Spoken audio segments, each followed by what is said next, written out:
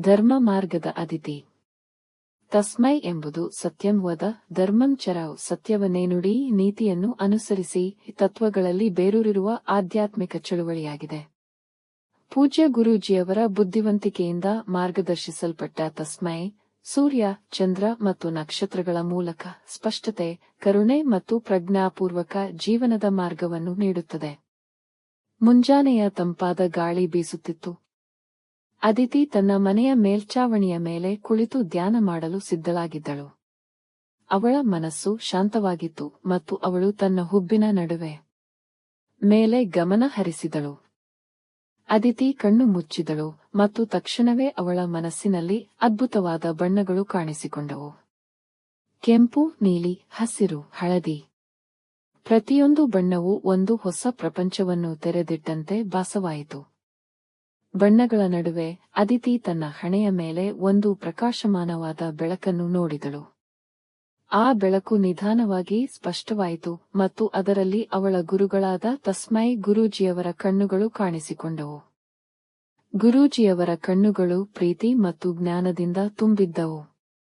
ಆ ದೃಷ್ಟಿ ಅದಿತಿಗೆ ಅಪಾರವಾದ ಶಾಂತಿಯನ್ನು ನೀಡಿತು.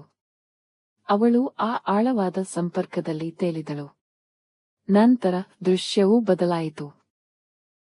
ಅದಿತಿ ತನ್ನ ಮುಂದೆ ಭವ್ಯವಾದ ಮಹಾರಾಜ ಸಿಂಹಾಸನದ ಮೇಲೆ ಶಿರ್ಡಿ ಸಾಯಿಬಾಬಾ ಕುಳಿತಿರುವುದನ್ನು ನೋಡಿದಳು. ಅವರ ಮುಖದಲ್ಲಿ ದೈವಿಕ ಶಾಂತಿ ಇತ್ತು. ಬಾಬಾ ಅದಿತಿಯ ಕಡೆಗೆ ನೋಡಿದರು ಮತ್ತು ಮೃದುವಾದ ಧ್ವನಿಯಲ್ಲಿ ಕೇಳಿದರು, ಮಗು, ನಿನಗೆ ಏನು ಬೇಕು? ಅದಿತಿಯವರ ಕಣ್ಣುಗಳಲ್ಲಿ ಅಪಾರವಾದ ಪ್ರೀತಿಯನ್ನು ಕಂಡಳು. ಅದಿತಿ ಒಂದು ಕ್ಷಣ ಯೋಚಿಸಿದಳು. ಅವಳಿಗೆ ಭೌತಿಕವಾಗಿ ಏನೂ ಬೇಕಾಗಿರಲಿಲ್ಲ.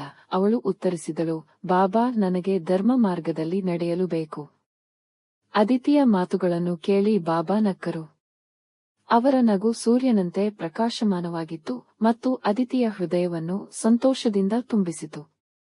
ನಂತರ ಬಾಬಾ ಅದಿತಿಯ ಹಣೆಯ ಮೇಲೆ ಮೃದುವಾಗಿ ಮುತ್ತಿಟ್ಟರು. ಆ ಸ್ಪರ್ಶವು ಅದಿತಿಯ ಆತ್ಮವನ್ನು ಬೆಚ್ಚಗಾಗಿಸಿತು ಮತ್ತು ಅವಳಿಗೆ ಅಪಾರವಾದ ಧೈರ್ಯವನ್ನು ನೀಡಿತು. ಅದಿತಿ ಕಣ್ಣು ತೆರೆದಾಗ ಸೂರ್ಯನು ಈಗಾಗಲೇ ಉದಯಿಸಿದ್ದನು. ಆಕಾಶವು ಪ್ರಕಾಶಮಾನವಾಗಿತ್ತು, ಆದರೆ ಅವಳ ಹೃದಯವು ಅದಕ್ಕಿಂತಲೂ ಪ್ರಕಾಶಮಾನವಾದ ಬೆಳಕಿನಿಂದ ತುಂಬಿತ್ತು.